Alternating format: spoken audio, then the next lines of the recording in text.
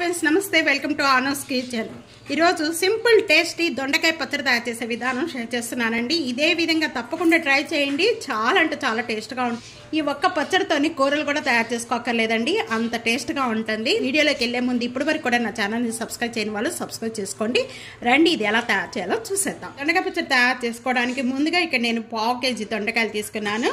ఈ 1/2 కేజీ దొండకాయని ఈ విధంగా మీడియం సైజుగా కట్ చేసి కారం ఎంత తీసుకుంటారో దాన్ని బట్టి వేసుకోవచ్చండి। నేను ఇక్కడ బాగా కారంగా ఘాటుగా ఉండే పచ్చిమిర్చి ఇవి ఒక 7 ఒక 6 తీసుకున్నాను। కొద్దిగా కొత్తిమీర, కొద్దిగా చింతపండు, ఒక టమాటా, ఒక 4 లేక 5 వెల్లుల్లిపాయ రెబ్బలు। దొండకాయ పచ్చడి తయారు చేసుకోవడానికి నేను ఇక్కడ ప్యాన్ లో 2 టేబుల్ స్పూన్ ఆయిల్ యాడ్ చేస్తున్నాను। కాగిపోయిన వెంటనే కూడా ఈ దొండకాయలన్నీ కూడా దీంట్లో యాడ్ చేసేస్తున్నాను అనండి। ఈ పచ్చిమిర్చి మొత్తం సన్నగా పీసెస్ కట్ చేసేసుకొని ఈ విధంగా యాడ్ చేసేస్తున్నాను। కొత్తిమీర వేయటం వల్ల దొండకాయ చాలా టేస్ట్ వస్తుందండి। మొత్తం చింతపండు కూడా యాడ్ చేసేస్తున్నాను, టమాటా, ఇవన్నీ కూడా మీడియం ఫ్లేమ్లో పెట్టేసేసుకొని ఇవన్నీ బాగా వేయించేసుకోవాలి।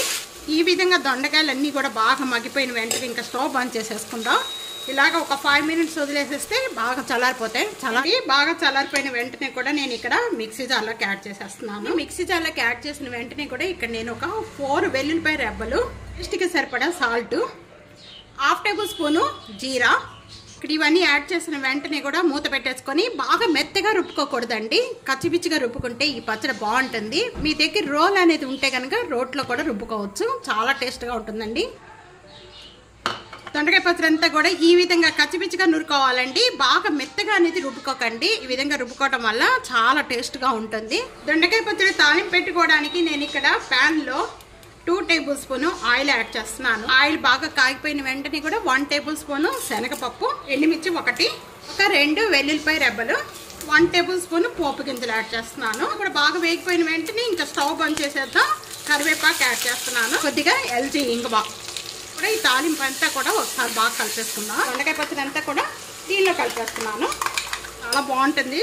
అసలు ఈ ఒక్క పచ్చడి ఉంటే చాలండి, ఇంకా అప్పడాలు కానీ లేకపోతే ఆమ్లెట్ కానీ వేసుకొని తింటే ఇంకా అసలుకి చాలా టేస్ట్గా ఉంటుందండి। తప్పకుండా ఇదే విధంగా ట్రై చేయండి। దొండకాయ పచ్చడి వేడి వేడి రైస్లోకి ఈ దొండకాయ పచ్చడి వేసుకొని తింటే అసలు చాలా టేస్ట్గా ఉంటుందండి। తప్పకుండా ఇదే విధంగా ట్రై చేసి మీకు ఎలా ఉందనేది నాకు కామెంట్స్లో తెలియజేయండి। ఫ్యామిలీతో ఫ్రెండ్స్తో వీడియోని షేర్ చేయండి, వీడియోని లైక్ చేస్తూ ఉండండి, కామెంట్ చేయండి ఎలా ఉందనేది తెలుస్తుంది నాకు। కామెంట్ చేస్తేనే కదండి తెలుస్తుంది, ఏదైనా కూడా ఉండండి। సబ్స్క్రైబ్ చేయడం అస్సలు మర్చిపోవద్దు, ప్రక్కన ఉన్న బెల్ ఐకాన్ ప్రెస్ చేయడం అస్సలు మర్చిపోవద్దు। Thank you for watching.